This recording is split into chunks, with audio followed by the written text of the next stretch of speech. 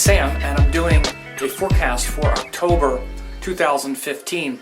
Quite a lot going on, in particular at the beginning of the month. In fact, on October 1st, or in fact September 30th, Venus will enter Leo, where it's going to be for the next several weeks for much of October, and it's going to bring this pileup of planets in Leo. That would be Mars, Jupiter, and Venus. So a lot of Leo energy running in October, and around the middle of October till around the last week. So from about October 14th or 15th to about the 22nd, 21st, 22nd, 23rd, when Mars and Jupiter get really close, we could see some real explosive rhetoric and some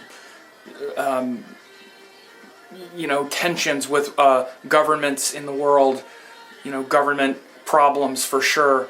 And because we'll have Mars and Jupiter both in Leo, very close. This is when Mars is going to pass Jupiter in the sky. So Mars passes Jupiter on like the 18th or 19th, and at that time we have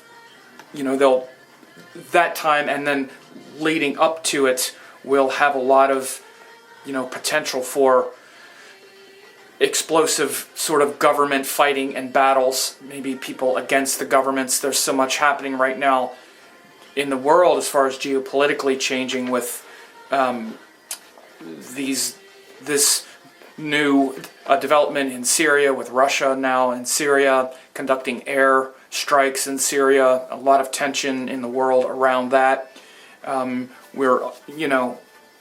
So the implications of what that could mean, we could really see some things blowing up and getting heated by the middle end of October with Mars crossing Jupiter in Leo. And again, Venus is entering Leo on the last day of September, like September 30th, and then into October 1st. Venus also goes into Leo, and it's kind of finishing what you would call sort of shadow period from when Venus turned retrograde a couple months ago. And so for relationships, you might see some things that perhaps started around then start to loosen up and culminate, and maybe you're either finished with some karma that started around the end of June into July, or you've cycled through another evolution of some situation. But look for any kind of relationship changes that came, especially around the end of June, because that's when Venus started that shadow cycle. That's when it entered the shadow cycle, and look for those things to start to wind down into early October. But then what happens is Venus then approaches Mars and Jupiter. Actually, first it crosses Jupiter around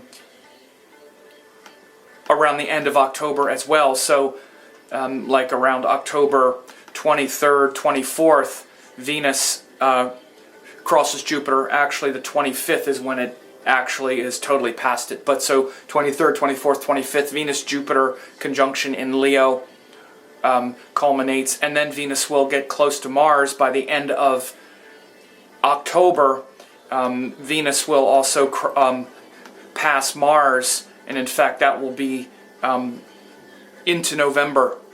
So again, Venus going through Leo for pretty much the whole month and passing Jupiter and Mars in the process. So again, Venus is the planet of personal relationships, personal happiness, also things like diplomacy. So it could be hard for world politics, for geopolitics and diplomacy. God knows we have enough opportunities and situations that require diplomacy right now in the world, and cooperation among nations. Again, it's going to show the need for diplomacy with Venus, Jupiter, and especially Venus in Leo, which is about government and centralized power. But those things could be hard to come by, as fiery rhetoric and self-righteous rhetoric and defending what we think is true, or what we're saying we think is true, becomes more important. And those things are important because a lot of times governments will put forth rhetoric, whether they know it's true or not. They're just trying to advance their agenda. It's called propaganda. So you can look for propaganda to run high in October, and each position staking their place in order to advance their agenda. Also, you can look at this on the world stage or in the political stage. Of course, in the political struggle that we have in the U.S. right now, in particular in the Republican Party, with candidates lined up to try to win that nomination, with Donald Trump being ahead, and then other candidates, Ben Carson, Carly Fiorina, Rubio, Bush, Cruz. They seem to be the ones that are sort of stacking up as the main players.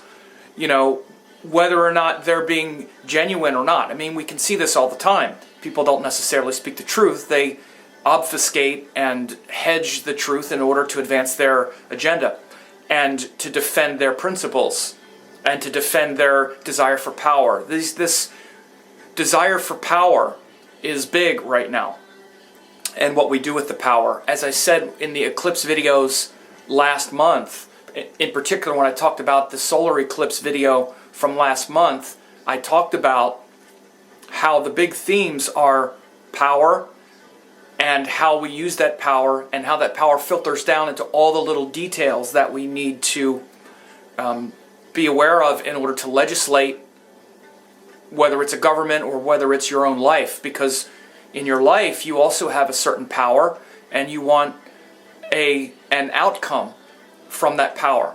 You're filled with a certain vision and a certain light that you would love to spread. But in order to spread that, first you need to have the courage and the consistent vision to follow. But then that's not enough, because you can have this consistent vision and say, yes, I want to bring about this big change. That's what Leo is. It's just it's the potential for power. But that power can be wasted if it's not organized correctly, which is what Virgo is about.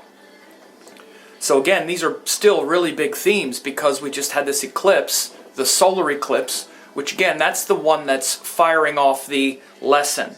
And then the lunar eclipse is the halfway point where we try to harmonize that lesson with its opposite. So again, if you're just focused on your centralized version of power, but it's disconnected from the bigger picture, which is the Pisces kind of idiom, the Pisces lesson, especially something much more metaphysical and things maybe not just of this world, but who you truly are, then there can be confusion. So we're seeing this being reaffirmed as these planets continue through Leo now in November. So we're seeing how this rhetoric is actually being, we're pressuring our politicians and our governments, and the governments are pressuring each other to see how they're going to implement the strategies and how they're going to put into place their power. One of the big things that has pushed world events to a crisis point is this refugee situation in Syria. Again, I spoke about this in the video, in the solar eclipse video, and it's really created a need for the world to act and for someone to fill that void. Someone is going to fill that power void in Syria, because the quote current regime, al-Assad, has been at war with his citizens for several years, and then ISIS is on the move trying to occupy that void. Where there's a void, power fills it. Power always fills a void. And there's been a lot of geopolitical jockeying for what's going to fill that void and what's going to beat back ISIS and what's going to, at least in many in several ways of thinking, we need to depose Assad, but then that's also a debatable point. So all of those things have been contentious issues lately, and just recently Russia decided to step in there and fill the void, and now as I record this at the end of September, there's a lot of confusion about what kind of power is going to fill that void and what the details and the repercussions of that power vacuum being filled is going to mean for the rest of us. So again, you can see this the stage being set for Mars-Jupiter conjunction in Leo around, from like the 14th to the 20th. Venus entering Leo, again, on October 1st, showing the need for diplomacy, showing the need for accommodation, not necessarily capitulation. Of course, here in the United States, the other party, the Republican Party, is really seizing on this as a sign of President Obama's weakness. Again, so infighting, not to mention other fights that have been happening in the United States around funding Planned Parenthood, which has been another very hot political topic, a Republican and Democrat topic. The Speaker of the House resigned this last week. Again, a lot of political and governmental changes and maneuverings as being shown by all these planets going through Leo, as I described a few weeks ago. And we're seeing the stage set for a lot of these issues to be very, very active for the next month, as Mars passes Jupiter in Leo, as Venus passes Jupiter and Mars in Leo, and then into Virgo. By the way, they also pass Rahu. Once Venus and Mars get into Virgo, then they're going to pass Rahu very quickly. Other things that are happening is Mercury turns direct. Mercury has been retrograde. He turns direct on, I believe it's the 9th. It's October 9th. So the Mercury retrograde cycle will end October 9th. So it's a time to really move forward on things that perhaps you've been reflecting on. As I said before, this is a very powerful Mercury retrograde because it's in its own sign and it's in its exaltation sign, and it's also joined Rahu, the North Node, which when Rahu is joined its ruler becomes very powerful to think outside the box and to have great expansiveness in Mercury areas of life. So those who already have a powerful Mercury in their natal chart could have really seen some great things from this Mercury retrograde, although one facet of Mercury retrograde is always about having to reflect on the details first. But again, when people have a powerful Mercury, then they are already quite reflective and they're already listening and noticing what's coming back, not just blathering and expressing Mercury stuff indiscriminately. The problem with Mercury or any planet is when we don't listen as well as speak. So if you've been a good listener, that includes listening to me now, and you've been reflecting on the way you speak and the way you communicate in all forms, then it could have been a very powerful Mercury retrograde for you.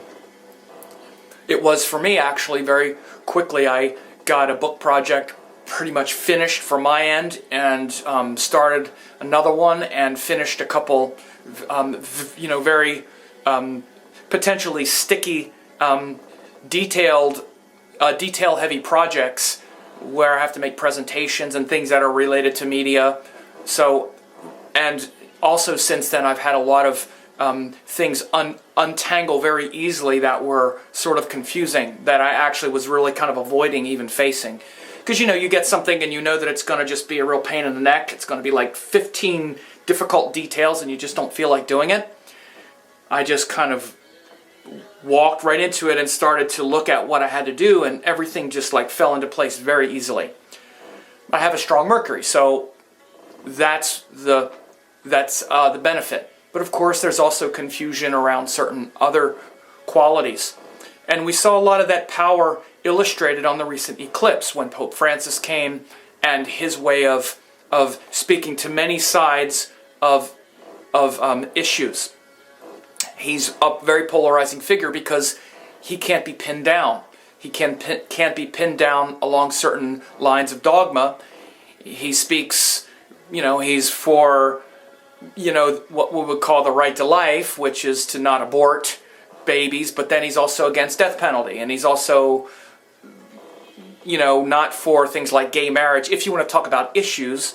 But he also says everyone should be loved regardless of their choices. If someone, for instance, has an abortion, it doesn't mean they should be excommunicated from the church. If someone gets a divorce, it doesn't mean they can't still find their way through, a spiritual salvation. So, very Mercury, Jupiter type of situation where instead of just holding the hard line of dogma, he opens up a dialogue. And also a very transformative figure. I did a whole video on his chart, so you can look at that if you're more interested. But it actually just shows the qualities that I mentioned in a much more mystical way.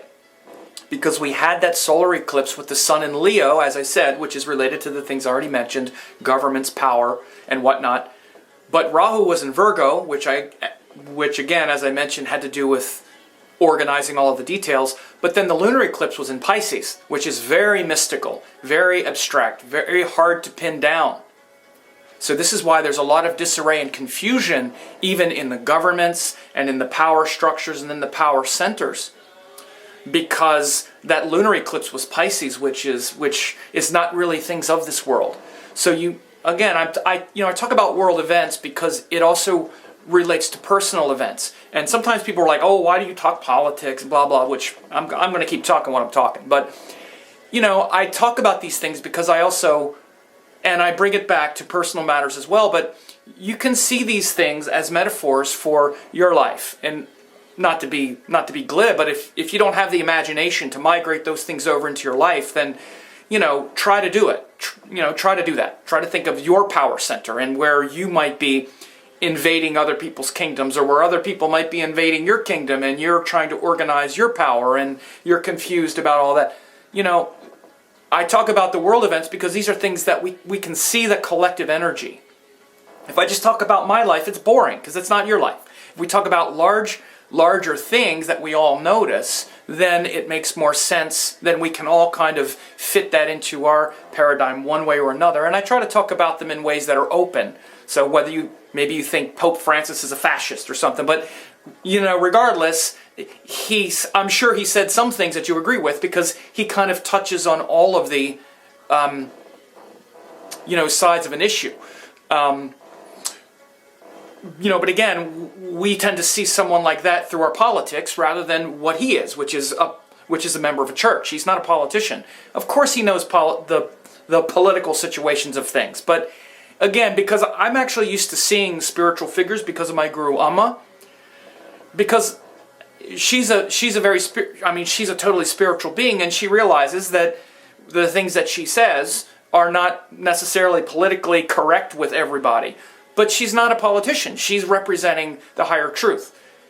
And so one of the things we have to remember, especially in times where we're trying to make clear distinctions, like in Leo, all this energy of Leo is very much about black and white. What is it? Right or wrong, good or bad? We want this kind of truth. And again, especially with Jupiter in Leo, which again is a larger cycle that I talked about once it happened, that refers to a sort of conservative backlash and a liberal backlash, a backlash against something that was maybe too liberal. Usually it's something liberal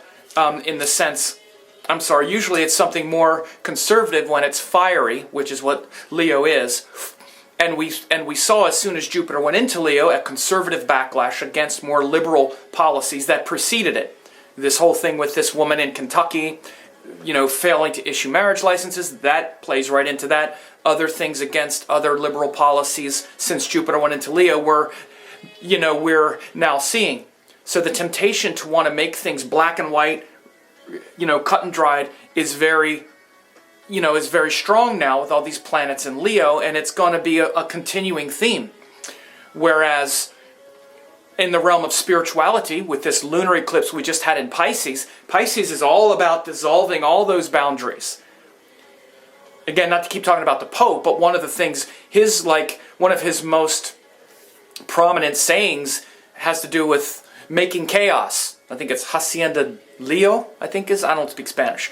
But again, you see that transcendent figures create chaos because they can't be pinned down. And they realize that also in chaos, it makes us all think, and it makes us all realize that we're not in control. So again, this is a lot of the powerful energy that's also happening, because we're still very close to the eclipse cycle. We had that full moon was in Pisces, which is really about things that are not of this earth, especially after a very sort of conservative solar eclipse in Leo. So expect this kind of this hard to pin down energy. If it sounds like I'm saying a whole lot of things, I am, because there's a lot of energy that's changing and transforming right now, where even the traditional forms of power don't have a strong foothold. We can see it very clearly in the political landscape. Look at the Republicans. The top 3 candidates, which are drawing more than it's actually about half of the support. None of them have ever held office. So the traditional politicians, Jeb Bush and Christie and Kasich and Ted Cruz, those guys are getting hardly any of the vote. Trump has never held office. Fiorina never held office. Neither did Carson. So you're seeing even the traditional middle-of-the-road lines, even the traditional path has been blown open right now. There's chaos everywhere. On the Democratic side, Hillary Clinton was anointed the nomination, almost a year ago. It's like she's going to be it. And you can see she's struggling to maintain her foothold. She's afraid to have debates. Bernie Sanders, who is, even though he's a senator, he's very much outside the pale. I mean, he calls himself a socialist. I mean, he's very much outside of what people had expected. So we can see this everywhere. The traditional trappings of power and how we think it's supposed to be applied is in jeopardy and in question. And again, have the creativity to apply this to your world. Okay, it's not just the external world, it's in your life as well. You're being challenged to really push some envelope in some direction, to push outside your comfort zone. Those things that you've been so convinced are right and wrong are much more in question now. And so that's a great opportunity, especially for people like us who are alternative thinkers, at least in the sense of anybody who's listened to this Vedic astrology is at least thinking outside the box a little bit. It creates enormous opportunities because, like I said before too, where there's a power vacuum, something has to come in and fill it. So again, ask yourself, what's filling your power void right now? Because you're not feeling as powerful as you were, or at least you're not so sure that what's worked in the past will keep working in the future. So what is filling that? Is it some cynical, bitter, angry, scared version of the world? Or is it something hopeful? Are you filling it with something hopeful? And again, the way you react to these kinds of moments shows everything about you and nothing about the situation itself. Like I'm very inspired by the chaos and the contradiction of the Pope. It didn't bother me at all. I found it amazing to see someone so free and things getting blown open. I see opportunity with that. I see, all of the old paradigms aren't working anymore. People are looking for a new one. Great, that's where I come in.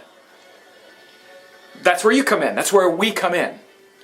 And again, it's just a matter of how well we understand these things. This is why I spend so much time trying to explain what astrology really is, how it really works, what it's really showing, who we really are. That's why I spend a lot of time talking about that part of it, because if people know that, then astrology is not just some weird thing that crazy weirdos think about. But unfortunately, that's the way many people talk about it who actually believe in astrology. They don't know how to explain it very well. So now is the time for you to really get that handled. It's a great time with Mercury still exalted. He's still going to be retrograde between now and October, and he's joined Rahu. Again, Mercury has a lot of power right now. So it's a good time for you to actually understand this stuff. And I don't mean learn how to read charts so you can get things from it, but what is astrology? Who are you? What is your relationship with the cosmos? Because once you get really clear about that, the more clear you are about that, the more your life is not knocked around by all of these changes in the world. I I have a temptation sometimes to also just want to sort of retract and recoil and collapse into cynicism and bitterness. And I have my moments, but in a general sense, because I understand what things are really mean, you know, what the real meaning is, it doesn't really grind me down. I mean, there's enormous evolutionary potential right now. Enormous. Commensurate to how much darkness we see, there's that much light potential right now.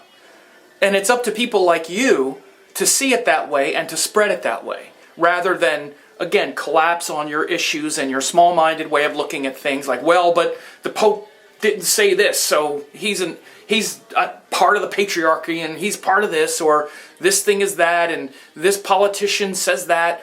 We all have the temptation to feel that way. But again, try to hold space for something higher. This is what Mercury and Virgo is all about as well. Every little detail, there's no detail ever out of place, no matter what is happening. No detail is ever out of place on this universe. It is unfolding in divine order. Everything is okay. It really is.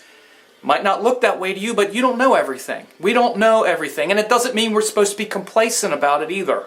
We're supposed to do what we can to bring light and healing. But underneath it all, nothing is out of place. It's all just the way it's supposed to be. That's what true wisdom is seeing that and knowing that within that, there's so much that we can do to alleviate suffering and to shed light in those corners where others are just tangled up in darkness and tangled up in materiality. So that's what I would say about what's coming up in October in a general sense, in a larger sense, and I guess my sort of ad hoc philosophy of life. Anyway, so share this with others, let them know if you think this was helpful, and thanks a lot.